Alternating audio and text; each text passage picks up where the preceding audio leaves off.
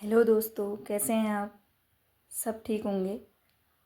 आज हम हिंदी प्रवक्ता 2026 की तैयारी कर रहे हैं। उसमें हम आगे 20 क्वेश्चन पढ़ेंगे। जो अभी हम आदिकाल वाला टॉपिक है उससे कर रहे हैं 20 क्वेश्चन। ठीक है। पहला क्वेश्चन है, स्वयंभू को हिंदी का प्रथम कवि माना है। ये माना है आपका राम कुमार वर्मा ने। दूसरा प्रश्न है, प्राकृताभास हिंदी से तात्पर्य है। प्राकृताभास जो हिंदी है उससे तात्पर्य है अपभ्रंश। ठीक है। तीसरा है, अपभ्रंश को पुरानी हिंदी सर्वप्रथम किसने कहा है? अपभ्रंश को पुरानी हिंदी सर्वप्रथम कहा है चंद्रधर शर्मा गुलेरी जी ने। जो चंद्रधर शर्मा गुलेरी जी हैं उनकी एक प्रसिद्ध रचना है, उसका नाम है उसने कहा था। ठीक है। अब अगला प्रश्न है, अपभ्रंश का वाल्मीकि किसे कहा जाता है? अपभ्रंश का वाल्मीकि स्वयंभू को कहा जाता है। स्वयंभू की एक कृति है पौम चर्यु। ठीक है, ये महत्वपूर्ण है, एग्जाम में आपका आ सकता है। अगला प्रश्न है, किस ग्रंथ में लिखा है कि अग्नि परीक्षा के बाद सीता जैन धर्म में दीक्षित हो जाती है? और कौन सा ग्रंथ है जिसमें लिखा है कि अग्नि परीक्षा के बाद सीता जैन धर्म में दीक्षित हो जाती है? यह लिखा है पौमचर्यु। इसकी रचयिता है स्वयंभू। ठीक है। अगला प्रश्न है, कौन सा ग्रंथ लौकिक चरित काव्य माना जाता है? लौकिक चरित काव्य माना जाता है भविष्यत कहा। इसके रचयिता हैं धनपाल। अब अगला प्रश्न है, अपभ्रंश का भवभूति किसे कहा जाता है? अपभ्रंश का भवभूति कहा जाता है पुष्पदंत को। ठीक है। इनकी 3 रचनाएं मिलती हैं। जो पुष्पदंत हैं इनकी 3 रचनाएं मिलती हैं। पहली है महापुराण, दूसरी है जय कुमार चर्यु, तीसरी है जशहर चर्यु। अब अगला प्रश्न है, खड़ी बोली में काव्य सृजन करने वाले कवि हैं। खड़ी बोली में काव्य सृजन करने वाले कवि हैं अमीर खुसरो। इनकी प्रसिद्ध रचनाएं हैं खालिक बारी, पहेलियाँ, मुकुरियाँ, दो सुखने, गजल इत्यादि, ये प्रमुख हैं। ठीक है। अगला प्रश्न है, कौन शिलांकित कृति है? शिलांकित कृति है राउल वेल। जो ये राउल वेल है यह एक गद्य पद्य मिश्रित चंपू काव्य की प्राचीनतम कृति है।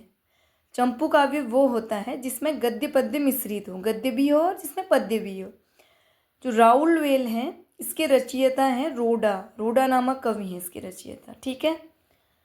अगला प्रश्न है, कौन व्याकरण ग्रंथ के रूप में प्रतिष्ठित है? क्या है जो व्याकरण ग्रंथ के रूप में कौन है जो प्रतिष्ठित है? यह है उक्ति व्यक्ति प्रकरण।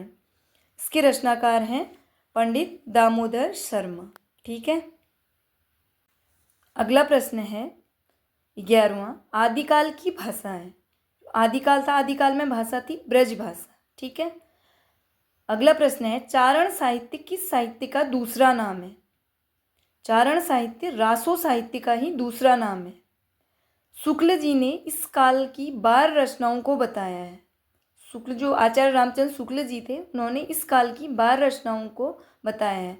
जो रासो साहित्य है वही रासो साहित्य है। ठीक है। अगला प्रश्न है, सिद्धों की संख्या बताई जाती है। सिद्धों की संख्या है वो है 84, 84। अगला प्रश्न है, रासो ग्रंथ किस भाषा में लिखे गए थे? जो रासो ग्रंथ हैं वो किस भाषा में लिखे गए थे? वो लिखे गए हैं ब्रज भाषा में। ठीक है। अगला प्रश्न है, हिंदी साहित्य के 700 से 1400 ईस्वी के कालखंड को गियर्सन ने क्या नाम दिया है? जो हिंदी साहित्य है उसका जो 700 से 400 तक ईस्वी का जो कालखंड है वो गियर्सन ने उसे क्या नाम दिया है? उसे दिया गया है चारण काल। ठीक है। अगला प्रश्न है, विसलदेव रासो के रचनाकार हैं या रचयिता हैं? ये हैं नरपति नाल। रासो ग्रंथों में कौन सा काव्य एक प्रेम काव्य या श्रृंगार काव्य है? यह है विसलदेव रासो। अगला प्रश्न है, विसलदेव रासो में विसलदेव की पत्नी कौन है? विसलदेव की पत्नी है राजमती। ठीक है। अगला प्रश्न है, किस रासो ग्रंथ को आल्ह खंड या आल्हा खंड के नाम से जाना जाता है? यह है परमाल रासो। इसके रचयिता हैं जगनीक। जो आल्हा खंड या आला खंड है या परमाल रासो है, यह महोबा उत्तर प्रदेश और मध्य प्रदेश के बुंदेलखंड के वीर आल्हा और उदल की दो वीर थे। आल्हा और उदल, उनकी सर्वाधिक लोकप्रिय वीर गाथा है।